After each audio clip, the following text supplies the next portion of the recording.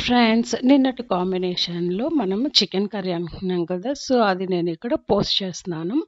So, ఇక్కడ మనం ఏంటంటే చికెను మళ్ళా మసాలా ఎక్కువైతే హెవీ అయిపోతదనమాట తినలేము. సో, దానికి నేను తక్కువ ఇంగ్రీడియెంట్స్ మసాలా ప్రిపేర్ చేస్తున్నాను. చెక్క, మొక్క, లవంగ, ధనియాలు అంతే.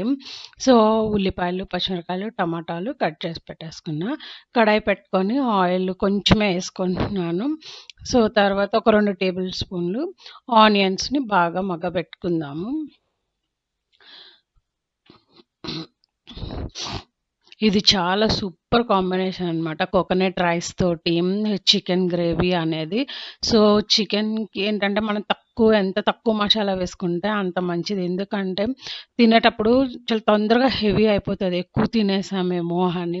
సో, ఆనియన్స్ కొంచెం మగ్గిన తర్వాత ఒక 2 టేబుల్ స్పూన్లు అల్లం వెల్లుల్లి పేస్ట్ వేసుకుందాము. కొంచెం మగ్గబెట్టుకున్న తర్వాత పచ్చిమిరపకాయలు ఇక్కడ నేను పెద్దదొకటేస్తున్నాను అంతే. సో, మీకు స్పైస్ లెవెల్ చూసుకొని వేసుకోండి. సో, తర్వాత మనము పేస్ట్ చేసి పెట్టుకున్న మసాలా వేస్తున్నాను. అవి ఒక 2 టేబుల్ స్పూన్‌లేస్తున్నాను. సో, ఇది కూడా కొంచెం మగ్గబెట్టుకున్న తర్వాత ఇంకా నేను టమాటాలని యాడ్ చేస్తున్నాను. సో, యాజ్ యూజువల్ టమాటాలు తొందరగా మగ్గాలంటే ఇంకా నేను టర్మరిక్ యాడ్ చేస్తున్నాను. సో, పసుపు యాడ్ చేసిన తర్వాత మనం కొంచెం మూత పెట్టుకొని మగ్గపెట్టుకుందాము. తొందరగా మగ్గిపోతది.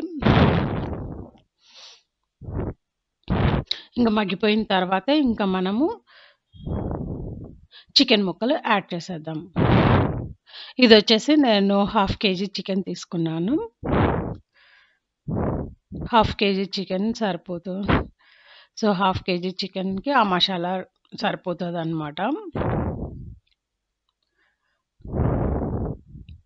అంతా బాగా మగ్గపెట్టుకొని కొంచెం మూత పెట్టుకొని వాటర్ అంతా పోయిన తర్వాత ఇంకా మనము కారప్పొడి యాడ్ చేసుకోవాలి.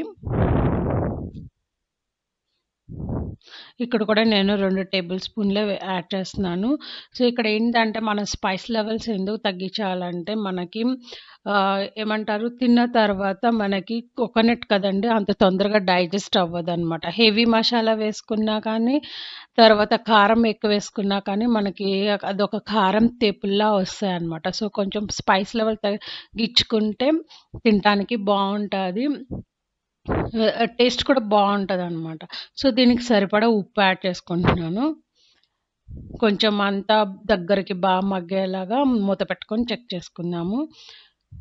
మగ్గించుకున్న తర్వాత ఇప్పుడు దానికి సరిపడా వాటర్ పోసి సో, ఆల్మోస్ట్ ఇంక నాకు అది హాఫ్ కుక్ అయిపోయింది. సరిపడా వాటర్ పోసుకొని ఒక 2, 3 విజిల్స్ పెట్టుకుంటే సరిపోతది.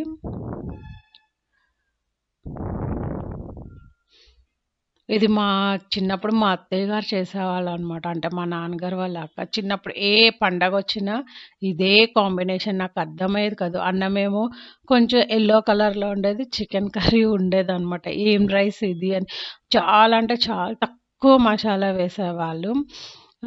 చాలా బావుంటది కాంబినేషన్. తింటుంటే ఇంకా ఎంత తినాలా అనిపిచ్చేదనమాట.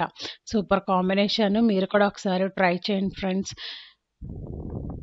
వేడివేడిగా ఇంకా దగ్గరికి అంటే ఇంక మనము పులుసు అడ్జస్ట్ చేసుకొని దాన్ని బట్టి ఇంకా సర్వ్ చేసుకోవడమే.